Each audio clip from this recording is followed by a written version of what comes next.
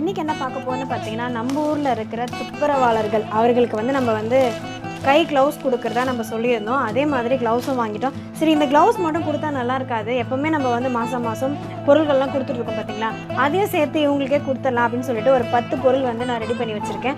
இது எல்லாத்தையுமே நம்ம பேக் பண்ணி அவங்களுக்கு வந்து வெள்ளிக்கிழமை அன்னைக்கு, அதாவது கார்த்திகை தீபத்து அன்னைக்கு கொடுக்க போகிறோம்.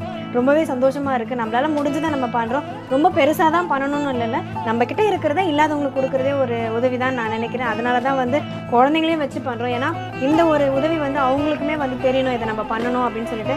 அப்போ தான் வந்து அவங்ககிட்ட இருக்கிற பொருளையும் அடுத்தவங்களுக்கு கொடுத்து அவங்க பழகிடுவாங்க. ஓகே, எங்களால் முடிஞ்சதை நாங்கள் பேக் பண்ண ஆரம்பிச்சிட்டோம். நம்ம இதை பேக் பண்ணி எடுத்து வச்சிடறோம்.